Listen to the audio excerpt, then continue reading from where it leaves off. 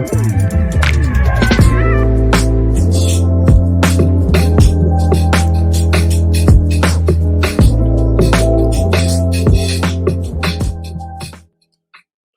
welcome to another episode of Coast to Coast. I am your host, Mr. Joe Cardoza, founder and owner of Nuts and Bolts Sports. Have a great show lined up for you guys today. Cannot wait to get this conversation rolling. I will not be doing this by myself. Of course, I have my guy, Mr. West Coast himself, Mr. Larry Bazzani. Want to welcome Larry to Coast. What's going on, man? How you doing? Good. It's good to have you back on, man. Yeah, man, it's been too long. I'm really looking forward to working on this show. This is an exciting podcast, but more in particular, this is going to be a really special episode. I'll go ahead and jump right in. Our first guest is he's one of the most durable players to ever man the trenches in the National Football League. Came up with the Seattle Seahawks, played 4 years with the Bears, finished out with the Washington football team that was formerly known as the Redskins in his playing days. Phillip Daniels, he wreaked a whole lot of havoc on offenses. He lost 62 sacks in a stellar career. Went a decade and a half. He's as tough and as smart as they come, and really one of the good guys to ever put on the pad. So, Phillip, it's great to have you join us today. Hey, thank you, man. Thank you guys for having me, man. I appreciate the nice words, man. Especially my toughness. Oh yeah, no, and I grew to admire you from afar, and you and I have become friends, and before we do get going, I want to take a quick second to extend my condolences to you and your family. You had a loss in your family, and on behalf of everyone at the Nuts and Bolts team, we want to offer you our most heartfelt condolences. Your mother obviously raised an incredible athlete and phenomenal teammate, but at the end of the day, as I've come to know you, she raised an even better human being, and so my most sincere condolences to you and your family. And we're right here for you. Nothing but love here. You're in our thoughts, you're in our prayers, and we would just want to extend nothing but goodness to you and yours at this time. So I appreciate that, man. My mom passed away from COVID, and it's been tough, man. It's been tough, but my mom was 74, and the thing I remember, like the things I'm gonna take away from this, she's with me always. She's always in spirit. She's everywhere I go. She's gonna be there. But like that toughness that you were talking about earlier, that toughness, the hard work, and all those things I got from her. And she battled for 7 weeks. 7 weeks. Wow. And it wasn't the COVID. She had COVID. COVID started it, but the pneumonia kind of got her at the end. I'm glad I had a chance to go visit her last Tuesday. A couple of Tuesdays ago before she passed, and I was able to pray for her. And it gave me some peace to know that she's in a better place right now, and she's watching over all of us. Absolutely. Amen to that. So, I don't even know how to transition from that, but I'm gonna do my best. One of the things that was really interesting to me is you and I were texting throughout the draft, and I mean, full disclosure, I think that you could end up being a GM one day because I want to say you nailed 28 out of the 32 first-round picks. What are some of your thoughts around what some of these teams did, and which team in particular do you think did well, and which team would you say gave you a couple of head scratchers? Just where are they going with that pick, or that was a reach, or that guy was a little overdrafted, just a little bit of the skinny, or as Coach Thompson used to say, the late great John Thompson used to say, give me a little bit of scuttlebutt. Well, I enjoyed talking to you during the draft, and every year I pretty much go through the draft with somebody to kind of talk about the draft and what the pick's going to be. And what I do is I kind of look at each team beforehand and kind of realize what they need and what they need in draft picks. You know what I'm saying? I kind of look at those things, and just from reading and listening to people talk, and I realized that it's obvious who some of these teams are going to go with. We knew Trevor Lawrence was that was a no-brainer, the first pick, right. And then from there I put the pieces in place what teams needed. And so as we was talking and texting back and forth, it was easy for me to tell you who they were going to take. And I knew that Philly wanted Smith. They wanted one of the Alabama receivers. I knew that was going to happen. I knew that Pittsburgh needed a running back. We knew that was going to happen. And we just going through the whole thing. I think I kind of surprised you by how much I knew. And one thing about me is that when I coached, I was told that I was a tough grader. I grade too tough, and I was like, "You guys grade me to get it right." You know what I'm saying? And that's kind of what you grade me to get it right. So that's what I do. I go through it and I look at the players and I look at what they can bring to the table. And a lot of teams are going to hit and some teams are going to miss. You know what I'm saying? It always happens. And I think the teams that do a good job in these drafts are the kind that go look at the film. Let the film be 90% of what you look at. Don't get caught up in these numbers like pro day, running, and 40 and vertical jump, broad jump, all that stuff. And don't get caught up in all those numbers and just let the film be 90% of it. And the best GMs are the ones that's going to listen to the coaches. And because we only look at the film. We look at the film and I look at what I see. And when I look at the film, I look at guys, I think about myself when I came out. What made me a guy that played 15 years? What made me to get to 15 years? What was the special thing about me coming out that allowed me to play a long time? And I got a formula for that too. Now, I'll discuss that with you guys, but I probably won't give it away. But I'll discuss it with you. I'll try and get whatever I can out of you for sure. I was like, man, we 6 minutes into the first episode. My man's dropping jewels like that. So I look at players like I look at myself and what allowed me to play so long. So when I go through this thing and I'm looking at these players and I don't care nothing about pro days pretty much. I'm looking at the film alone. I'm looking at if they can play, if they're smart. Of course, you want them to have good character and stuff. You get that from the teams and stuff. And that goes, I mean, even that could be, it could be hit or miss because some guys change. Like, here's the thing. I always say this. Don't judge character. If he ain't killed somebody or did some bad thing, you know what I'm saying? Y'all know what I'm saying? I wouldn't want to be judged at my worst day for sure.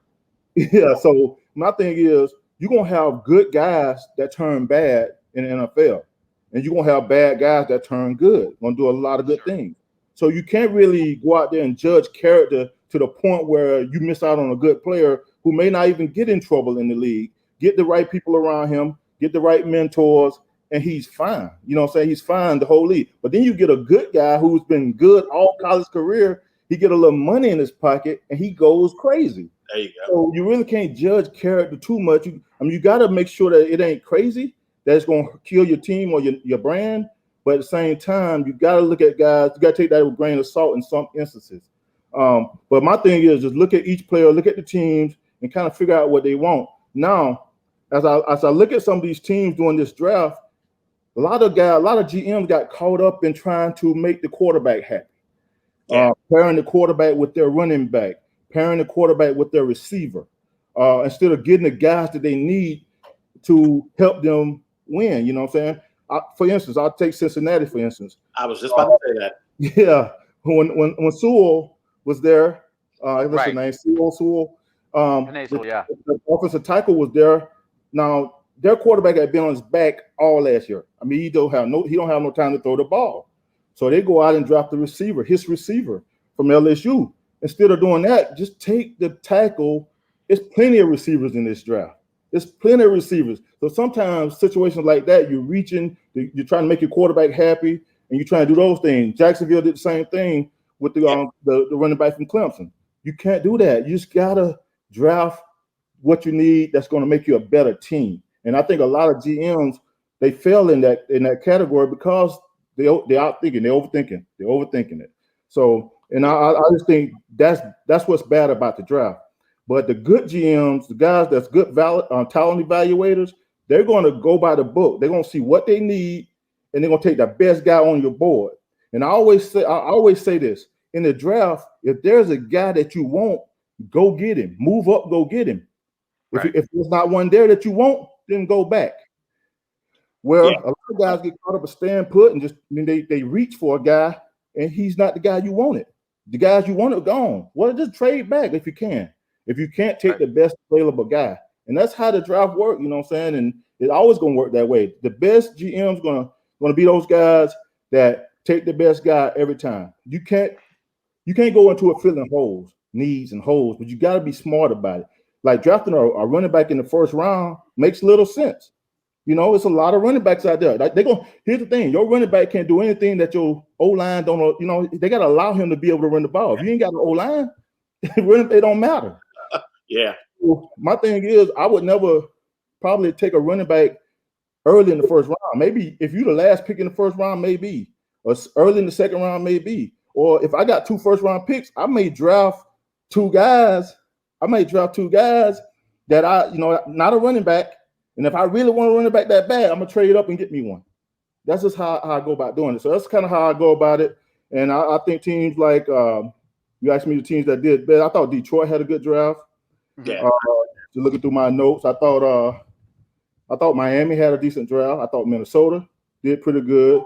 And it's obvious that you can't sleep on. Like, I'm gonna tell you a guy who always draft well. He always draft well though. I mean, Jerry Jones is like the guru of drafting. Really? You may it's not a tough pill for me to swallow, but you're absolutely right. I can't argue with his draft. He may give people a little too much money or pay him a little early as far as contracts are concerned. But draft wise, he hits them more often than he doesn't. I've never heard anybody say that before about Jerry Jones. Yeah, I was looking at some of his drafts like over the years. I just went back and I popped up. I was going through my computer and I was looking at something. It said Dallas Cowboys drafts over the years. I go back and you look at some of those picks. All those picks play, and they play for a long time. And it just seems like Jerry just make all the right decisions. You know what I'm saying? So people don't like they may give him a C doing this draft, but I guarantee all those guys gonna end up playing and being good and being successful in some kind of way. So you touched on a couple of things, Phil. I wanted to swing back around. You're talking about character and a few other things. I go back to '78 when Doug Williams was taken in the first round. There was a lot of due diligence coming from a small school. Grambling is obviously a powerhouse program, but a small school nevertheless. And Joe Gibbs, we'll get into Joe Gibbs for sure, but you hit on a couple of things about, like, he would also go above and beyond. He would ask professors about how engaged these guys were in class. He would ask, where do they sit in the classroom? What kind of questions do they ask? What else do you look at from a character perspective that doesn't show up on the film, that doesn't show up at a combine, doesn't show up at a pro day? He said immediately he could just see how people gravitated to Doug. He was just a natural leader that, he was very smart. He asked thoughtful questions. He took unbelievable amounts of notes. He used to fill up spiral notebooks full of notes on opponents and what he could do. What are some of the other things that you look for or you would look for that go above and beyond just the video and what's available to the naked eye, so to speak?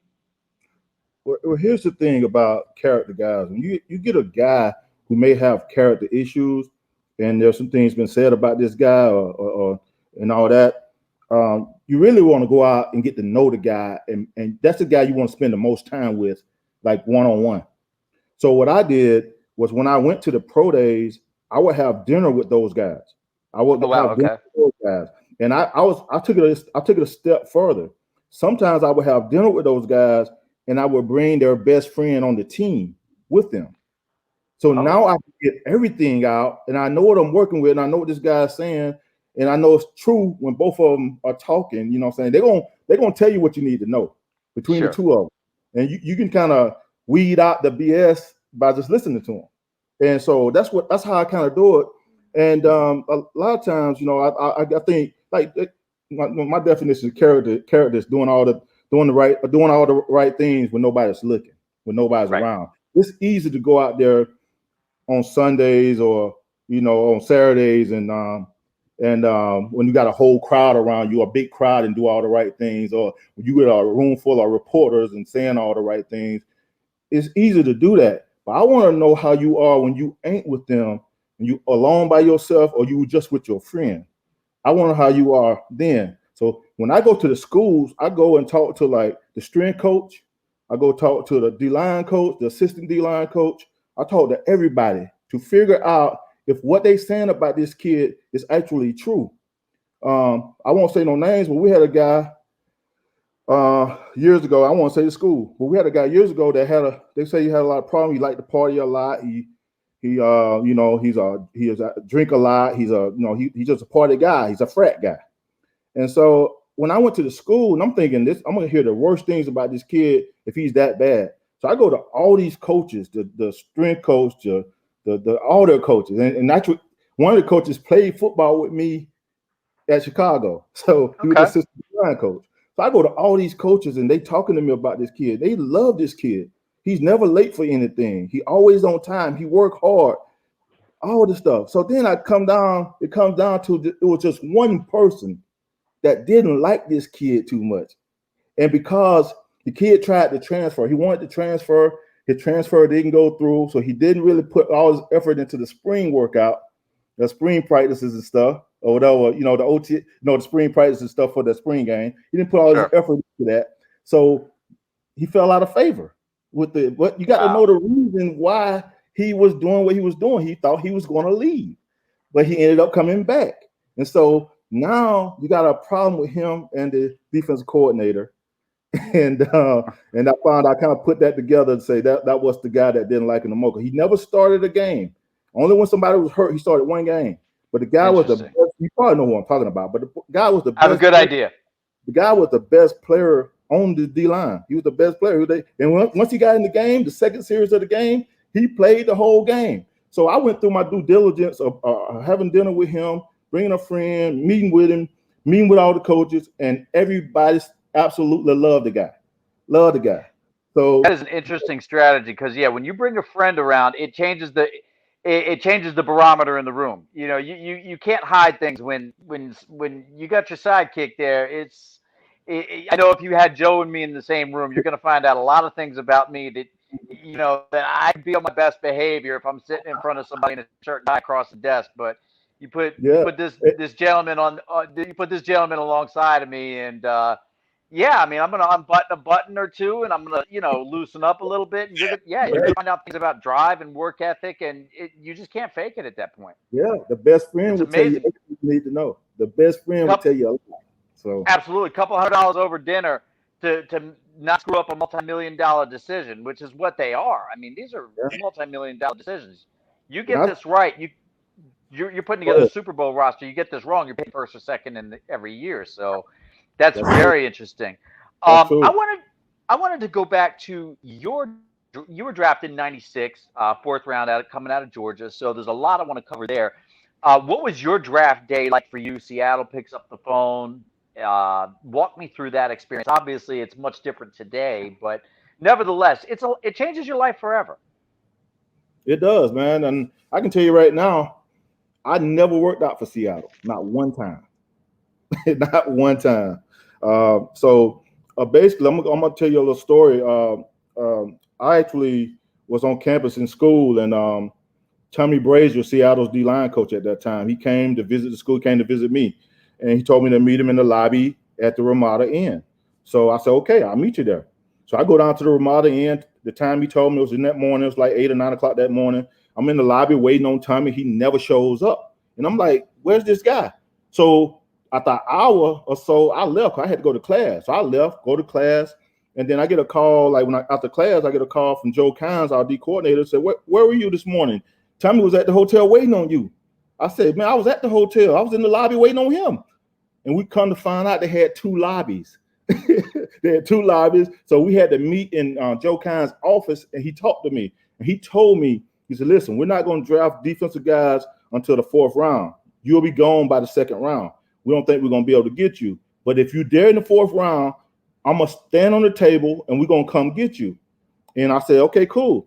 I didn't think nothing else of it. I met him one time. It was just one meeting. They never worked me out. No, they were far from my mind. So on draft night, I'm sitting there, and I got a lot of teams calling and saying they're going to take me the next pick, and but then they trade back or whatever. Miami was one of those teams, and Atlanta was one of those teams, and they kept saying they're going to draft me. They kept trading back, and Atlanta actually drafted somebody else. They drafted Shannon Brown out of Alabama. So I'm like, I'm getting frustrated, you know what I'm saying? I'm like, man, I'm a 2nd round guy, but now I'm dropping in the draft, and I'm like, what's going on? I had 2 other guys with me at the place I was. I was at somebody's house with Randall Godfrey and Michael Cheever. and both of those guys got drafted on the first day. And I'm like, man, I don't understand, man. My numbers is 40.5-inch vertical, a 10.6 broad jump, a 4.63 40.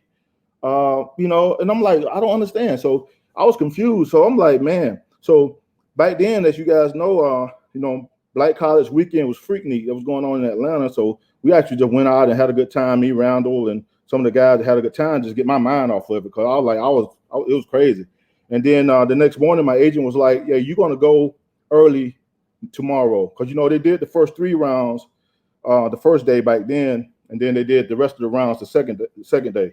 So he said, you're going to be on the East Coast. All my guys are on the East Coast. This is what my agent telling me. Then Seattle comes out of nowhere. I think they came up like 11 spots out of nowhere to draft me. And I'm like, where they come from? Cincinnati was on the clock, and I'm thinking I might be going to Cincinnati. And back then, nobody really wanted to go to Cincinnati. Everybody was talking about how bad the organization was and all that. So I'm sitting there like thinking, okay, I'm about to go to Cincinnati. They about to draft me. And out of nowhere, Seattle came. And then it was a bunch of stuff going on. There was a lot of trade going on at the time. Dallas got the pick. They traded to the Giants. Giants got the pick. They traded to Seattle. So they ended up coming up 11 spots. So what Tommy told me during that time was true. He told me that if you dare in the 4th round, I'm coming to get you. And he came and got me. And the rest is history, you know what I'm saying? So my draft night was hectic, just sitting there, just having to deal with that and not knowing that, I don't know where I'm going to go. I think I'm going to Cincinnati. I'm a 4th round pick now. I thought I was a 2nd round pick. I saw guys going ahead of me that I knew I was better than. It was like a politics thing going on. Everybody was taking everybody from their area. And I'm like, man. And so what I told myself after I got drafted, I got on the phone with Dennis Erickson, was the coach. He said, hey, Tommy stood on the table for you. And he said, we had to have you. And it didn't hit me until he said that. When he said Tommy stood on the table, that's when I realized, oh, this the guy that met with me from Seattle and said he was going to draft me. And I was a quarterback in high school.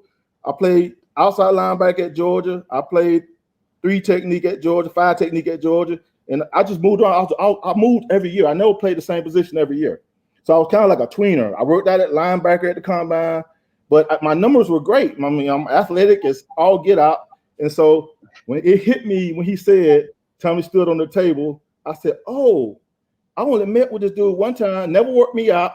He just looked over my numbers and said, I love your numbers. If you're there in the 4th round, we'll come get you. And he kept his word to me. And man, I'm telling you, man, he's one of my favorite coaches of all time, because he took that chance on me. And I ended up getting 15 years out of it. Fantastic story. That's a fantastic story. I got a question for you, though, Phillip. Talking about Georgia, the SEC. I mean, I think it's the class of college football as far as competition week in and week out. I wanted to know, what advantage do you think an SEC athlete has over somebody else that goes to like a Big 10 school or a Big 12 school? No disrespect to those conferences, but I mean, the SEC, you got to bring your hard hat every single week. Yeah, the level of competition every week, the physicality every week. Just being in. You got to look at it. I think it had 65 draft picks this year, like a record. Yep. It's just one of those things where if you want to, like for me, if I want a defender, if I want a guy to play on defense, I'm going to the SEC. Whether it be D-line, whether it be a corner. If I want an offensive lineman, I may go to one of the Big 10 or one of those other conferences. But if you want a defensive lineman that's going to be physical, that's ready to go on day one, that can go play on day one, then I'm going to the SEC to get that.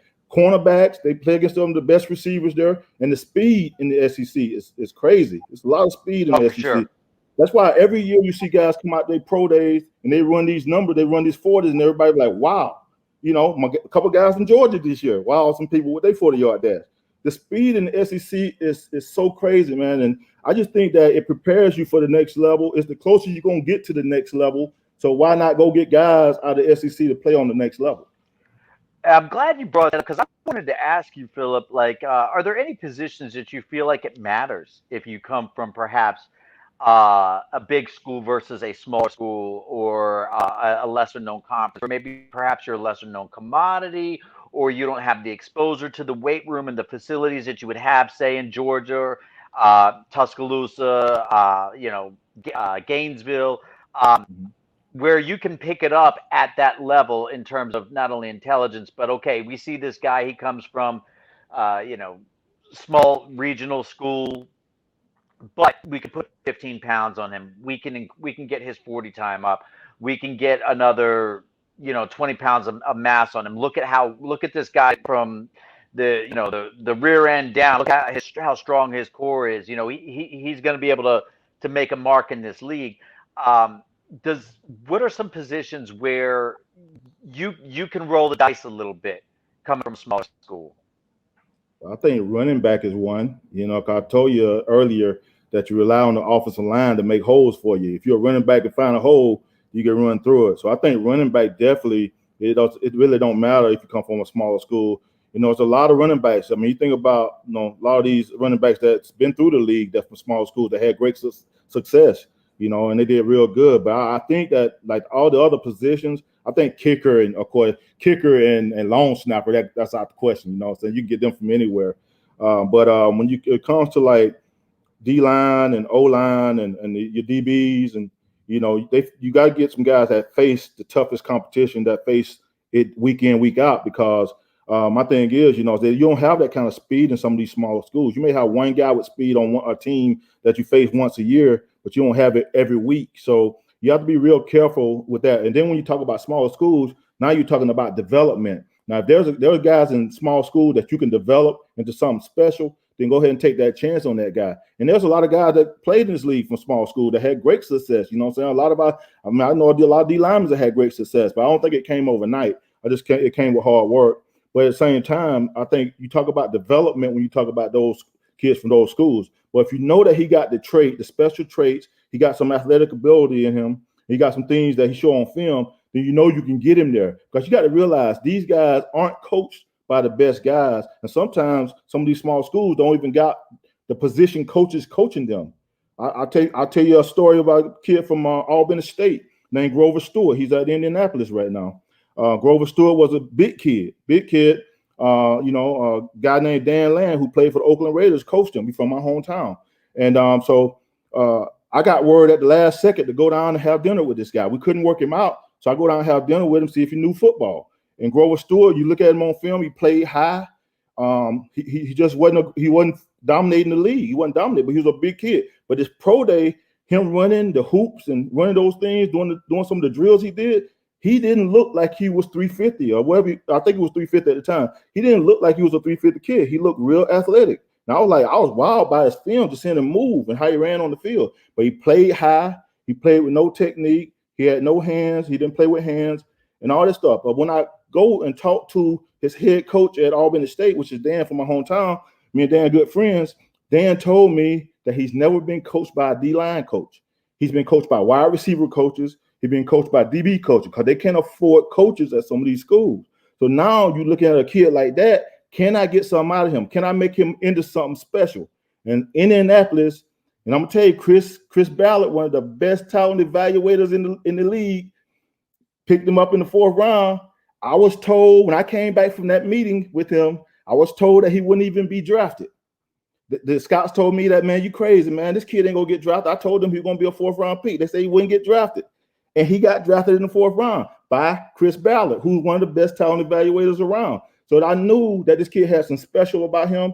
He's probably going to end up starting for them or doing a lot. I know he's playing a lot for them right now. He may be starting, but I knew this kid had something special. So that's what you look for in small school kids, young guys that go out there and may not have the technique, but they got the size, they got the ability, and they look like football players.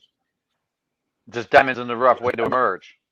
Yeah, that's it. You just got to you got to coach them up. You got to develop them. You got to coach him up. I knew that I could develop this kid into something special. He had everything. You see him every now and then. You see him lock people out, use his hands, but he didn't do it all the time. So you see those things. You're like, man, I can help this kid. But now, now conversely, now I'm sorry. I was told he wouldn't get drafted. So we would have got him in the 5th round. But I told Joe Douglas, I don't think he's gonna make it to the 5th round. I think he's gonna be a 4th round pick. He said, I hope he will. And we needed him to go to the 5th round because we couldn't afford to get him in the 4th because we had other needs. We needed him to drop to the 5th. But I told him, I said, I don't think he's gonna make it to the 5th, and he didn't. I want to go to you went through 15 mini camps, and you hit on a few things here that just lends itself to this question. You see some of these guys, you see them on film, and again, film tells you only so much. But how many practices would you say it takes you to look at a rookie, big school, small school, undrafted free agent, first round pick? You line up alongside of this guy, or you line up across from this guy, and you blow the doors off of this tackle, or this guy just makes an unbelievable play. How many practices would you say it takes for you to look at somebody and say, this isn't going to work? For me, great question. Yes. For me, the first practice. Wow. Let me explain it to you. I can tell the first practice whether it's going to work out. The kid going to have something to him. He's going to be good. Because that first practice, what you're looking for effort. You're looking for a guy that's going to fight. You're looking for a guy that's going to be physical. You're looking for a guy that's going to listen to details of drills and do the drills right. You're looking for a guy that can get off the ball and do the little thing, or get off the ball and his movements and stuff. You're looking for all those little intangible things that say this kid got something in him. If you don't leave that first practice and say this kid got something in him, then pretty much he don't. You know what I'm saying? Now you got a project that you're going to have to build up to be better. And I know some people will say it take them like 3-4 days, maybe a week. But every practice I went to, all the practices I went to, all my 15 years, the first practice was the most important to see the young guys, because I knew right away whether the young guy was going to make it and be special, or whether he was not going to be special and he's going to get cut soon. So I knew that right away. Just that first practice, man, just going out there and see how they move around and just talking to them, see what they know, and and how, and if they come to you as a veteran, and say, hey man, what's up, man? I want to work with you. I want to help. You know that he's hungry. A lot of those young guys like that, they hungry, especially those late round picks. I was a 4th rounder. I was hungry to prove myself. A lot of guys are hungry to prove themselves. When you come into a camp, you're hungry to prove yourself. And if you don't have that hunger in you and you don't show some things, then you just ain't got it. So that's just how I go. That's how I go. Nah, excellent. I want to kind of piggyback. We talked about at the top of the show about some of the teams you thought did a really good job with the draft. I wanted to go to the other side. Who are some of the teams that had you shaking your head about some of the draft picks they made? Oh, man. I think Vegas, man. The first pick, man, and they took Leatherwood. I think me and you were texting each other. I was like, wow, man, I can't believe that. There was so many other tackles out there that was better, in my opinion. You know what I'm saying? And I'm like, I will not confirm or deny that. Yeah, I said, ain't no way. Why would you pick him? I was like, it hit me. I just knew they were gonna make a good pick right there. The first round, it's hard to miss on first round. You know what I'm saying? Right. It's hard to miss on first round if you do your due diligence. You know what I'm saying? But I'm hoping they can develop him into something. I ain't gonna give up on the guy, because I really didn't hear his name a whole lot, and I thought he was gonna be a later round pick, either late first or maybe in the second round. But when they took him, I scratched my head. I was like, that's hilarious. That's a reach. Yeah, everybody said that. Everybody said it was a reach. Yeah.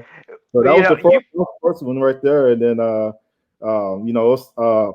mean, the other one was Cincinnati, what I mentioned earlier, when they didn't take the tackle, when you need to keep your man on upright. You know what I'm saying? And he already got an injury. Your quarterback already got an injury. You know what I'm saying? And so you can't afford for him to get hurt again. You needed to take that offense out. You need to protect him. Yeah, especially when Cincinnati's offense wasn't that bad. Like Burrow was on fire. They were losing a lot of games, but he was throwing 400 yards here, 350 there, with a pretty good wide receiver corps. So I mean, I'm sure a lot of that was Joe Burrow in their ear saying, "Get my guy, get my guy." But sometimes you got to be the parent and say, "Nah, we're not going to get the sports car. We're going to get the Honda Accord that's reliable, that we know we can turn on the key and it's going to work." And I don't want to take nothing away from the receiver, because he's good. He's a great receiver. You know what I'm saying? But you're talking about an offensive tackle. If not for these quarterbacks, teams needing these quarterbacks, could be the number one player picked in this draft. Yeah, absolutely. Sewell is he's a once in a decade or so left tackle talent. I want to ask you. You played for Joe Gibbs, and you've been very candid with on and off the record about the fact that he's one of the greatest leaders of men you've ever been around, and obviously ownership and coaching make a huge difference in the on the field product. When it was time for you to become a free agent, you already you went through 2 cycles of free agency. The first time you went to Chicago, the second time you came to play for the formula. This is still hard for me. The burgundy and gold. I can't bring myself to say football team, but obviously, at that point, your bank account looked pretty good, I would imagine, and done pretty well for yourself, and taking care of all the responsibilities that go along with it. And what else did you look for in terms of fit, or what's the next opportunity going to look like, above and beyond just schemes? When you look at leadership, ownership of organizations, what were some of the things that you look for? Well, I signed with Washington before free agency started, and a lot of people thought it was tampering. They say, hey, they tampering. He signed before free agency even started. You know what I'm saying? So there was a coach on the staff, Greg Blosh. Greg Blosh was my D coordinator in Chicago, and so when he left, he ended up in Washington. He told me to give him first dibs on me if they decided to let me go in Chicago. So as soon as I heard that they were going to let me go, I called him. He went to Coach Gibbs right away and said, hey, I got a guy that can get us started with his toughness, his leadership, everything. And so, and that's what they were looking for. They were looking for guys who can bring in leadership and lead these guys, because it was going to be tough, because, we came in right after the old ball coach, you know what I'm saying? And guys were doing all kind of crazy stuff. I heard guys were playing softball, doing practice days, everything. So it was a whole lot of stuff going on. So they wanted the right guy to start to kind of lead this thing off. And I think they got Mark Brunell right before me. Clinton Portis was on board. And then I signed before free agency. So everybody thought it was tampering. But in reality, Chicago felt like they owed it to me to let me test the waters early because of what I meant to the organization and all the things I did for the organization. Been their water pay man of the year guy and all the community service work I did. So they felt like they would let me go ahead and test the waters early. If I wanted to sign early, go ahead and do it. So I ended up signing before free agency started. And so sitting down with Greg Williams and Coach Gibbs and Greg Blosh and all those guys, I knew they were telling me these stories, and I knew right away that it was going to be tough going there. But at the same time, I welcomed it because I was going to be the guy who showed the leadership that they wanted, and then try to get this group back together and get them going in the right direction. Actually, when I was trying to make the decision whether to go there or not, I was on the phone with Greg, and Greg said, wait a minute, hold on just a second. Coach Gibbs want to talk to you.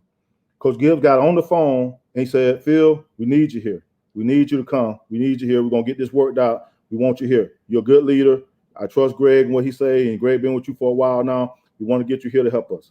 And so I talked to him for a while, and I said, Coach Gibbs, let's make it happen. So they made it happen, and I came in there. So sitting down at dinner, just talking to them about everything that was happening, how guys would come out the locker room with their shirts outside, they're not tucked in, and like it's a full pad day. It's a full pad day, and they would come out in shorts. Like they told the coaches what they were going to do instead of the coaches telling them. I was like, wow, I've never heard that before. And so Greg Williams pulled me to the side and said, Phil, listen, you come here, it's going to be tough.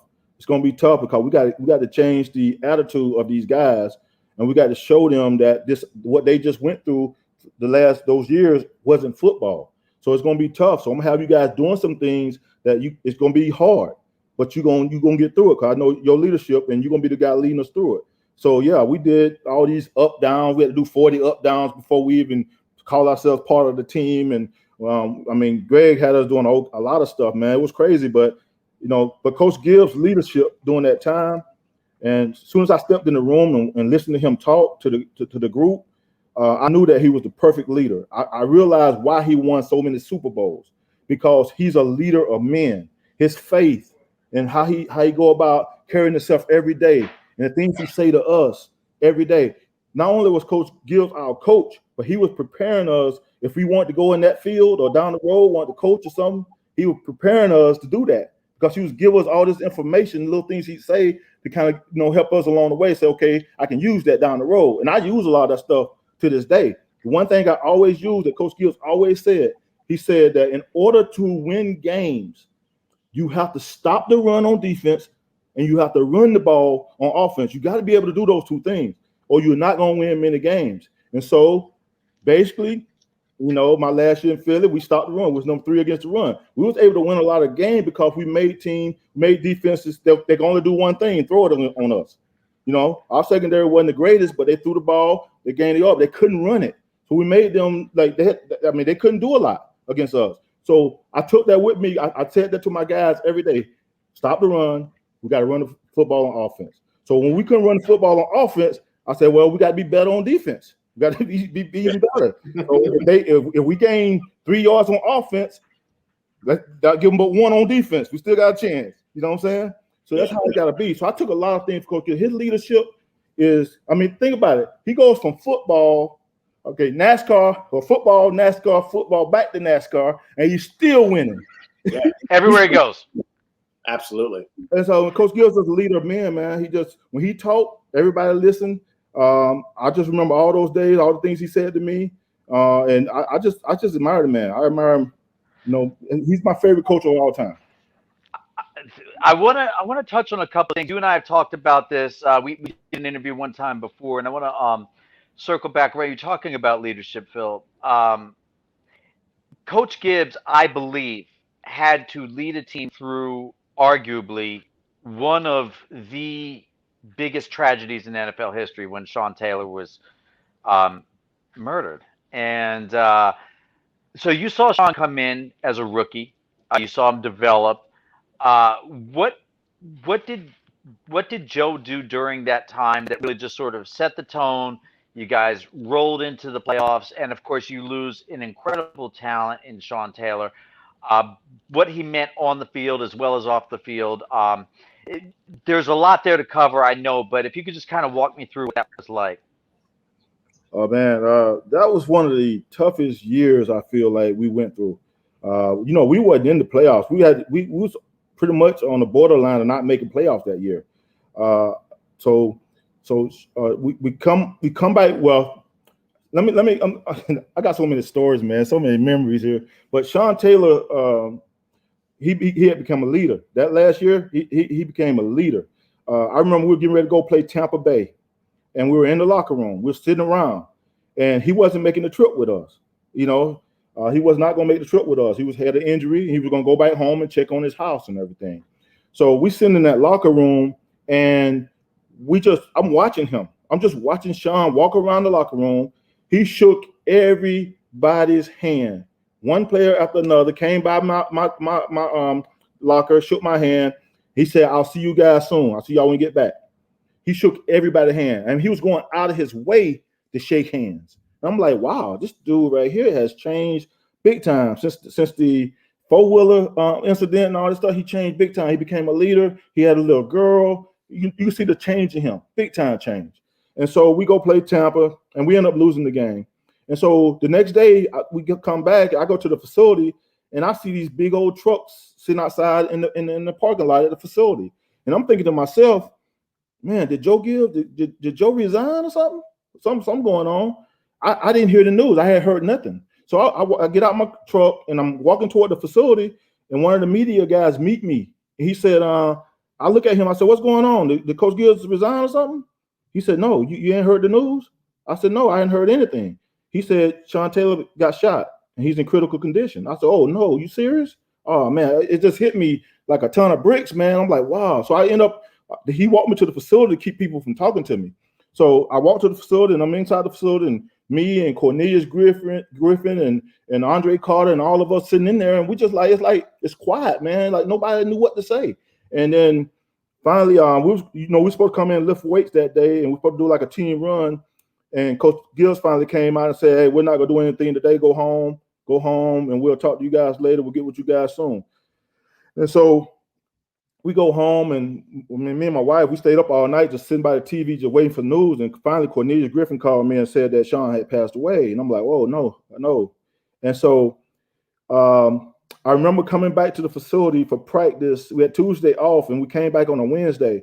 And we out there, we was on the practice field, and everybody was on the knee praying, and everybody was sad. Everybody was sad. It was one of those things where nobody wanted to be there.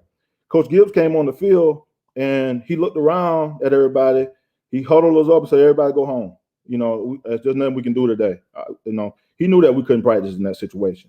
So his leadership throughout that time with Sean, just going through that, getting us through that. And you remember the game we played Buffalo, and he called the 2 timeouts, which anybody could have made that mistake, but he was beating himself up for it. That he called the 2 timeouts. He blamed himself that he said he lost the game for us. And I was like, "Nah, coach, you didn't lose nothing for us. No, that could have happened to anybody. We with you just like you here with us. You've been with us all week. We're gonna be with you now." So we went through all that. We lost the game against Buffalo. Now we had to get ready to go to a funeral. And so we got that together, and everybody flew down on the plane. Our wives, girlfriends, everybody flew down to the funeral. We got that out of the way. And then we come back, and now we got a Thursday night football game. Thursday night football game against the Bears. So we go down on Monday to the funeral. We come back Tuesday, which is supposed to be our day off, but we got a Thursday night game. So we walked through on Tuesday and Wednesday. Then we play on Thursday, and we end up winning the game. But there was a note on the board. Somebody put something on the board when we got back. It said 5 in a row or we don't go, or 4 in a row we don't go. I can't remember how many games we needed. But we got together as a team and said, we're going to win this for Sean Taylor. We're going to get to the playoffs for Sean Taylor. And throughout that whole time, Coach Gills was the guy who kept us together, that kept us focused and said, hey, guys, let's go out and win it for him. Let's do the thing we need to do. And he let guys be themselves. Guys were wearing shirts underneath the jerseys with, Sean picture on it and everything. And it was like he just let us be us. And he knew that we knew how to handle ourselves. He just treated us like men. He knew that, we can't practice right now, but we're going to get through this. We can only walk through this week, but we're going to win this game. He willed us to get to the playoffs. And that's just how it was. Wow. All of our coaches did that. He just willed us to get there. He said, play for Sean and let everything happen that's going to happen. And that's what we did. That's awesome. That's incredible. How many practices did you have to be around Sean where you knew, okay, this guy isn't just great, he's on a different level? Day one. Wow. Hey, man. I figured that was going to be the answer. I did too, but I had to ask. Man, this guy, man, he was, he would come through and light you up. I don't really think Sean Taylor could even play in today's game. It's too finesse for him. He was one of those guys, man, always around the ball. He was always on the field talking, you know what I'm saying? I remember him and Big Jacobs from New York, the Jacobs, the running back. They had battles, Jacobs, sure. Talking to each other. I remember Jacobs ran him over one time. He said, hey, come back again. Come back again. And so he came back, and Sean lit him up. I'm sure that didn't end well. It didn't. He had no fear. He had no fear. And then you see how he can, man, he's the only safety that I can say can start on one side of the field and end up picking the ball off on the other side of the field. He had great range. I'm like, man, this dude. Oh, sure. You remember the game against the Packers? The Green Bay game, yeah. He also should have had 5 picks in that game. He should have had 6. It was wet that game. You know what I'm saying?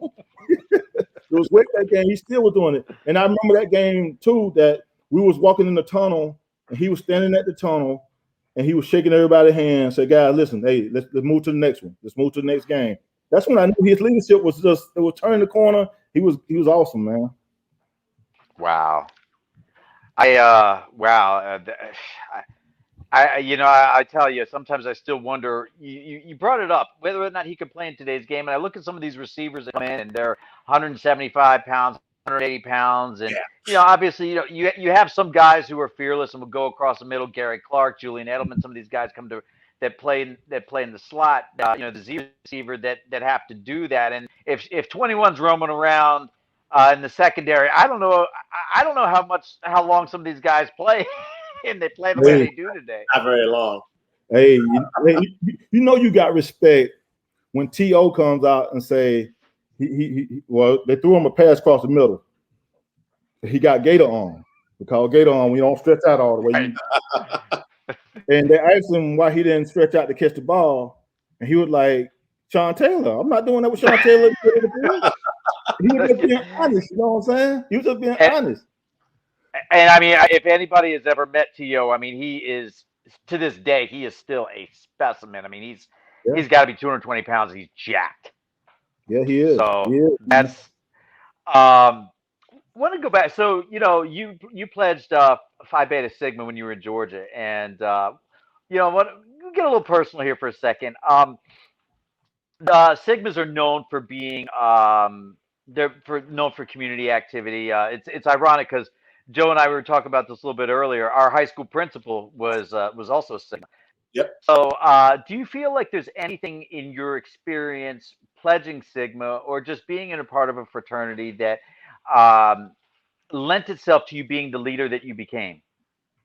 You know, I really think I was a leader before I even became a Sigma. But I think that, you know, just being a Sigma, you know, you're around all these guys and all this brotherhood, you know what I'm saying? And you got your sisters, you know, the Zetas, and it's just like a brother and it's a sisterhood, you know what I'm saying? And before I even became a Sigma, the Sigmas used to hang with us, the football team. The football team actually for us was the biggest fraternity on campus. We were a group of people that were together. You know, we're gonna support each other. Anything happen, we're gonna be there for each other.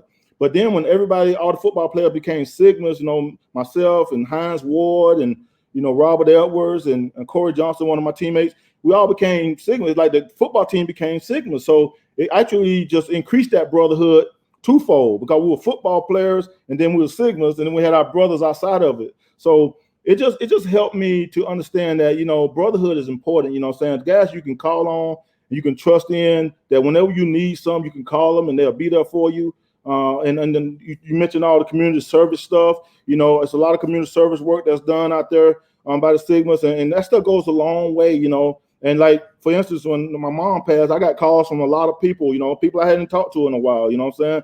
They called and just and gave me their condolences and stuff, and that goes a long way. So it's like we always gonna be there for each other, and that's what a fraternity is all about, you know. So I'm pretty sure all the other fraternities the same way, but that's what it's all about, you know what I'm saying? Having that brotherhood and that sisterhood to call each other and support each other no matter what's going on. Wow. Yeah. Now, I had I a question want I to want about today's NFL.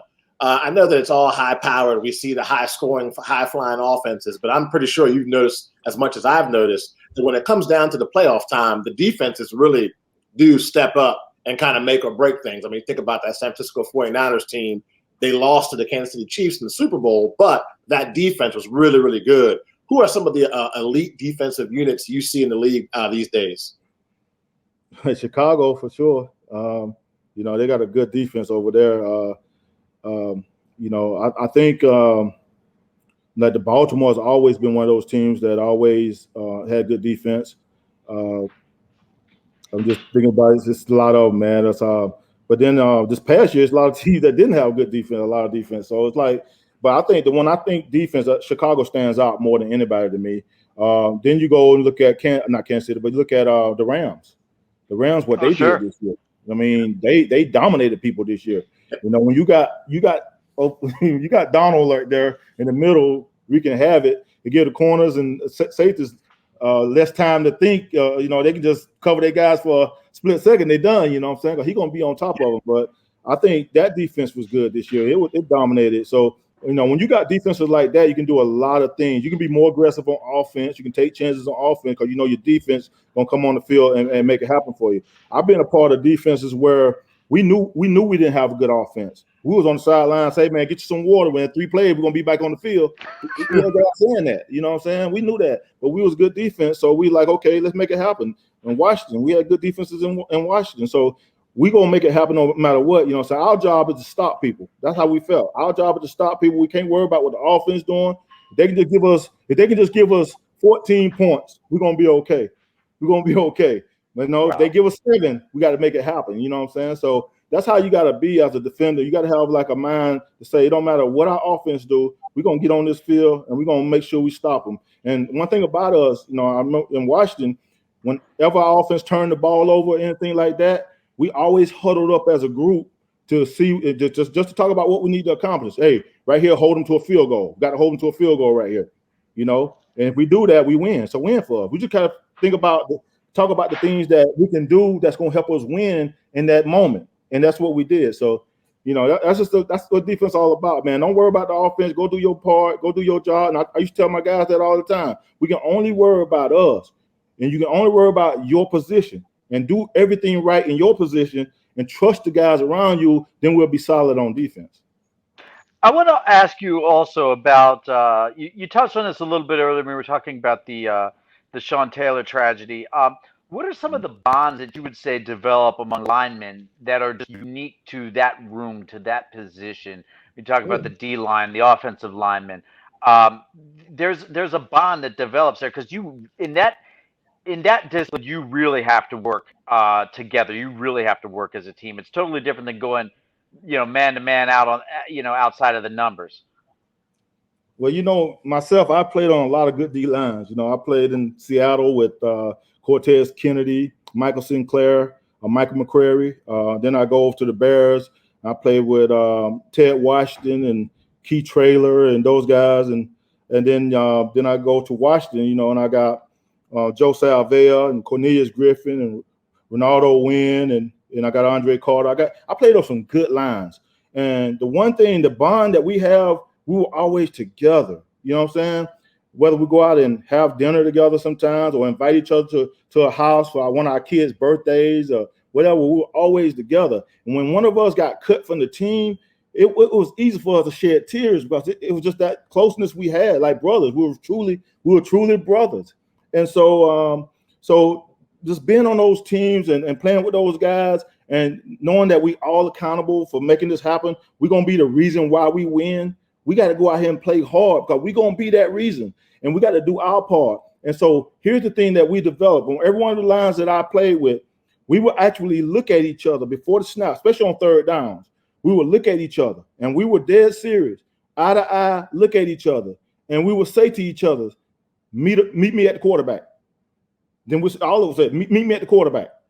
And that down, the quarterback was in trouble. Somebody going to get there. We just got to get there. And so we would always do that, meet me at the quarterback, and we held each other accountable that way. And then even in practicing hard, doing the things that we need to do to get ready for the game. We had competitions in practice to see how many times we can get close to the quarterback, amongst each other. We had those kind of competitions. And that's what it takes to win football games. If you ain't together up front, and if you ain't together, even as an O-line, those two units got to be together because everything they do is in like comparison to each other. Like if we run games, we got to do it the right way. If I got to free up the tackle, I got to get up the field, let him get free first, then come underneath. I got to do those little things to make it work. So you got to have some kind of brotherhood, togetherness to make all that stuff happen. If you ain't got that, then you're never going to have a good line. You got to be disciplined in everything you do. You got to go work. And the only way you're going to get to it, be good up front, is hard work. And if you ain't willing to do hard work and put that work in, then you may want to think about retirement.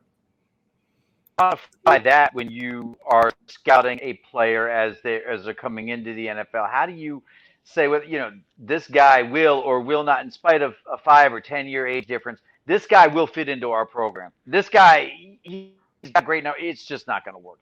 Is there a secret sauce, so to speak, that you start to analyze when you're looking specifically at a lineman position?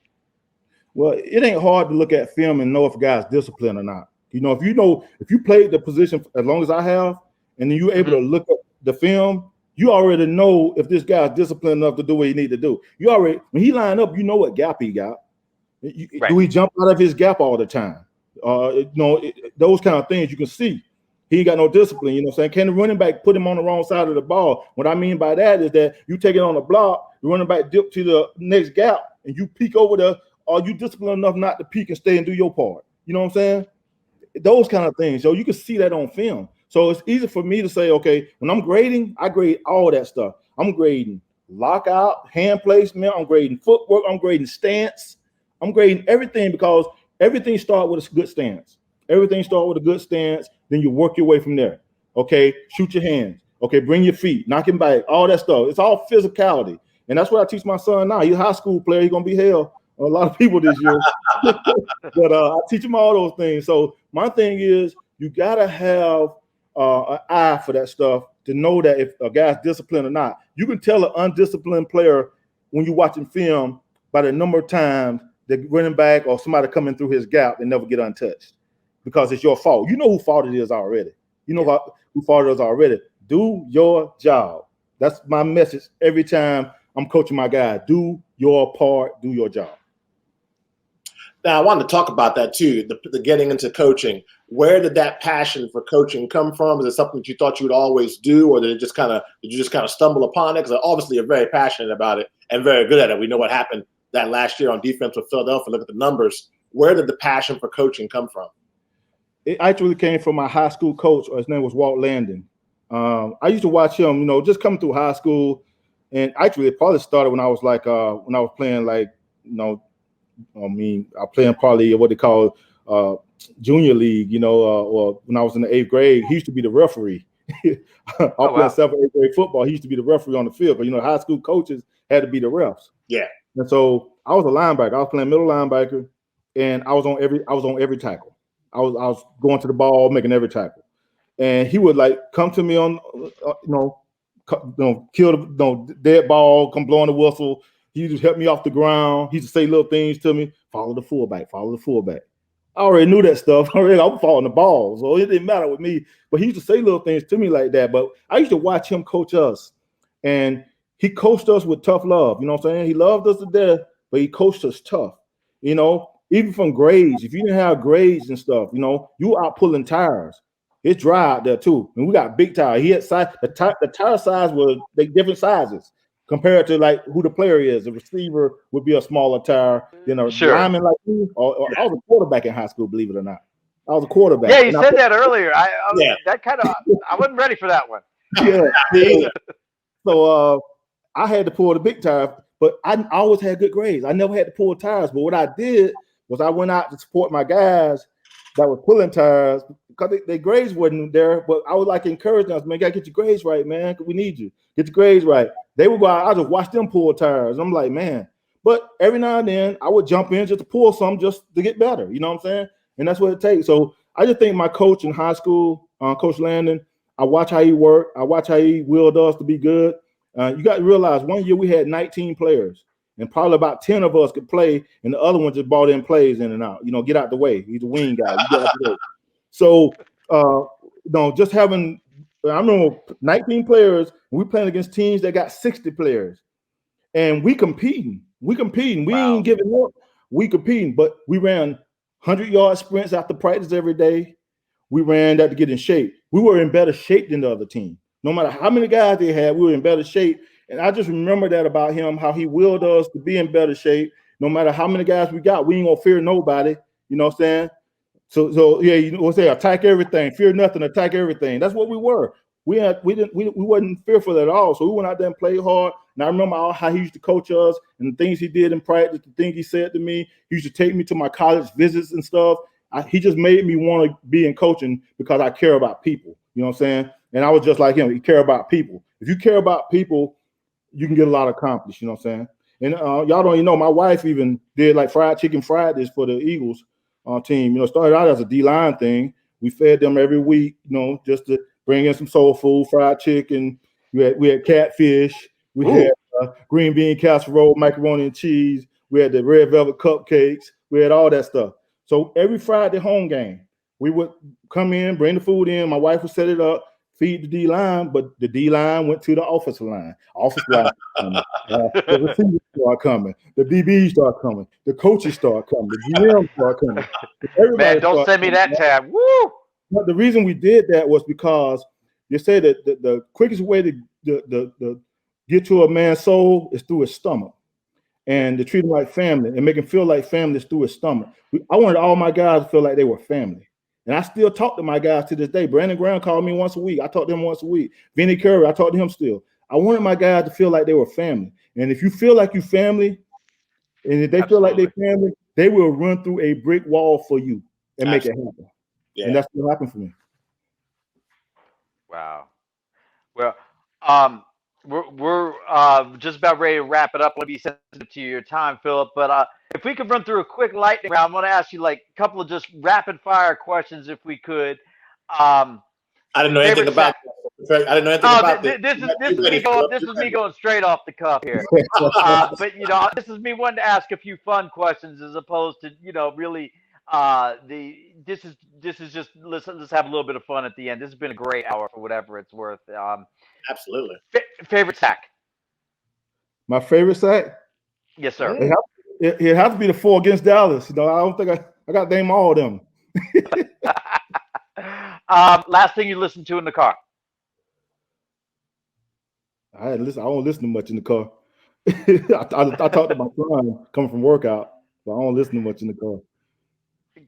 I can respect that. SWV. I picked up "Use Your Heart" the other day, and I've been playing it nonstop now. I haven't heard the song in probably 20 years.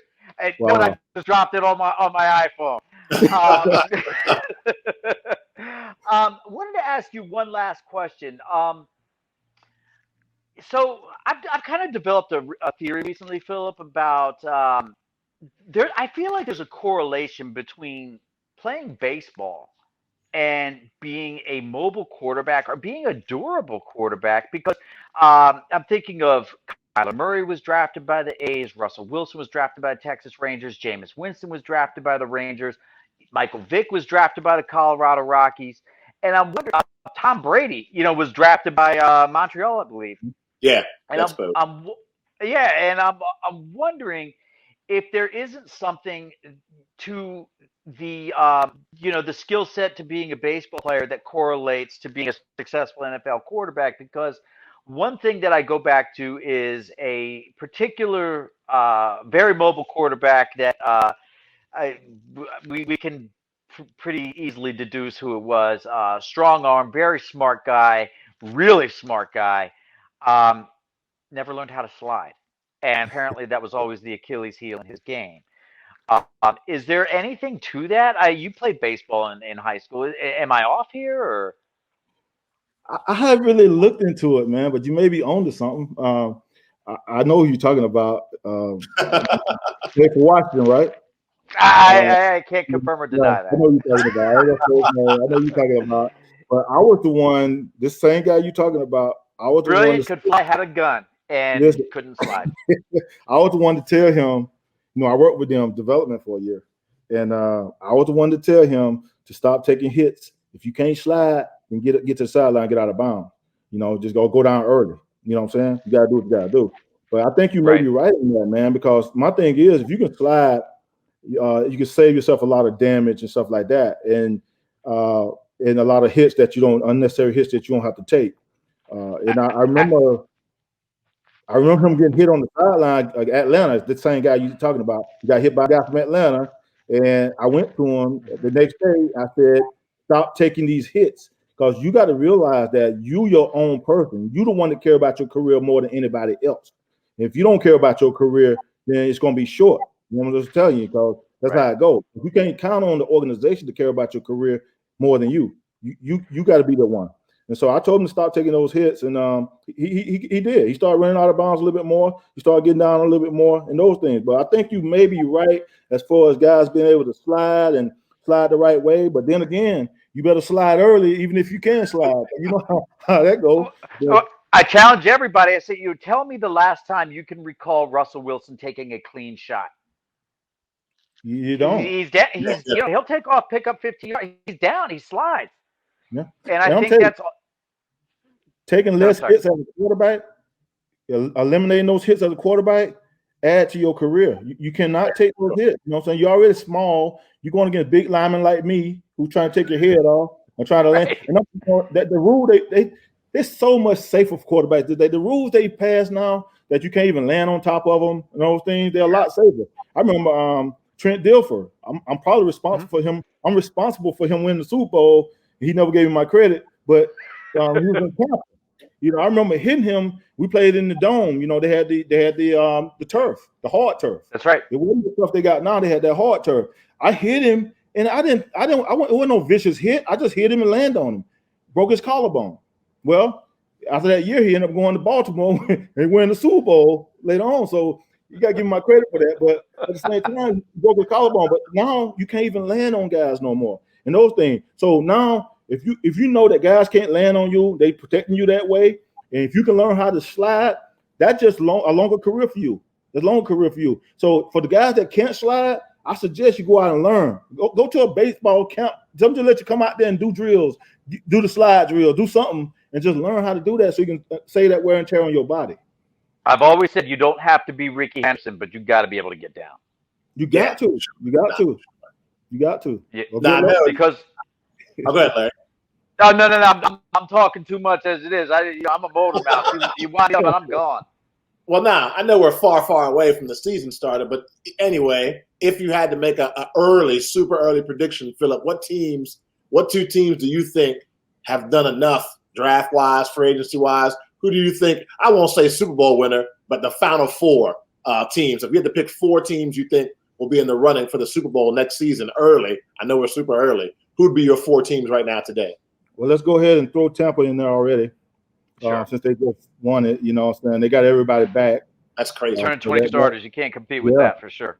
They actually drafted for the future, which is good. You know what I'm saying? I thought they had a good draft. They drafted a linebacker that's going to replace somewhere down the road. So the other team that I thought did a really good job this offseason, I don't know if they're in my top 4, but I thought Arizona did a lot to improve their team this year in the draft and in free agency. So I thought they did a lot to improve themselves.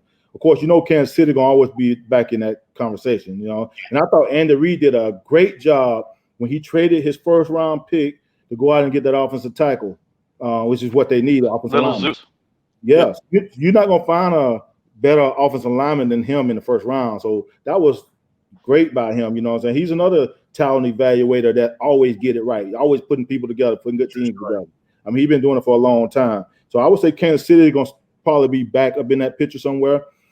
My other team, they'll probably end up in there. I mean, they did some things this offseason during the draft. Buffalo going to show their head again. They're going to be back in the picture again. I think their quarterback's getting better every year. Their offenses, you got to realize that offense was their first time getting together. You know, him and Diggs and that offense, they still got a lot of room to grow. You know what I'm saying? So they're gonna be better this year. But I think those teams got a great chance to show us some stuff. And according to what Aaron Rodgers do, Green Bay, according to what he do, I don't think he's going nowhere, honestly. I don't either. I just can't see him in another uniform. And sometimes I feel like in that situation, Aaron got to think that, am I going to get in a better situation than I got right now in Green Bay? I'm getting to the playoffs. I'm right at the line. I'm at the finish line every year. At some point, it's going to happen for me. Do I leave and go somewhere like Denver or some of these other teams where I don't know what's going to happen? I don't know what kind of team they got. I don't know if they're going to jail together. I just think he got to think smart there and stay with Green Bay and go get that thing done. You know what I'm saying? They got to iron out those issues. You know what I'm saying? Every family fight is how you iron it out that matter. So that's what you got to do. But those teams, I think, got a great shot of going back and doing some good things. Okay. I could go on and on with you, Phillip. It's always a pleasure to be in your company, and I want to thank you for giving us better than an hour today. And this has been an incredible kickoff to our new show, Coast to Coast, with Joe. Phillip, thank you so much. This is great. Well, you guys can make me a regular if you want to. Well, you and I have had a couple of conversations about, we may have some stuff working down the road. So you guys just keep, just respectfully ask our audience to continue to tune in, and you could see some really great things from Phillip and us in the not too distant future, perhaps along about August or so. So we're looking forward to it. This has been an incredibly informative conversation. A lot of really interesting takeaways, not only from your experience, but you find a thing that I never would have picked you as a quarterback. I know you're a smart guy, but you're big. Joe said earlier. He said that. Well, I guess one of you guys said that I should be a GM. Or you said it. You said it, Larry. You said I should be a GM. I'm telling you, for our audience, this man literally nailed, I want to say, 28 of the 32 picks. I mean, there was the Raider pick that I think kind of, I don't think anybody knew what to do with, but we're just going down the list, and he's like, no, it's gonna be Trey Lance, it's gonna be Penei Sewell here, it's gonna be, I'm listening to this, and I'm like, I don't know why Kuiper doesn't just go and pull Phillip Daniels aside and say, hey, man, how's this thing gonna shake out? Man, I would love to do that one day, man. I mean, I'm looking at, San Francisco taking a chance on a player, and some of these other players that's been good GMs, and Ozzie Newsome and some of these players. And sometimes the players have good eyes for talent, man. No matter what position, we have good eyes. I would love to do that somewhere. If not even be a GM, I would love to just come in and be the talent guy. Just to watch the film and just grade the people, grade the guys. I don't want to necessarily be a scout, but I want to be an in-house guy They're gonna give you the right information on the guys and who can do this. I told you about my formula I got, so I ain't gonna share that, but I got the formula that you might get a text. You might get a text 5 minutes after we get off the air. I was gonna leave it. I was gonna leave it alone. I hope this snuck out somewhere in the conversation. It's all good, man. I'm just gonna wait. Like I say, like I was telling Joe earlier, man. I said, God ordered my steps, man, and I'm just gonna take the next step and see what happens.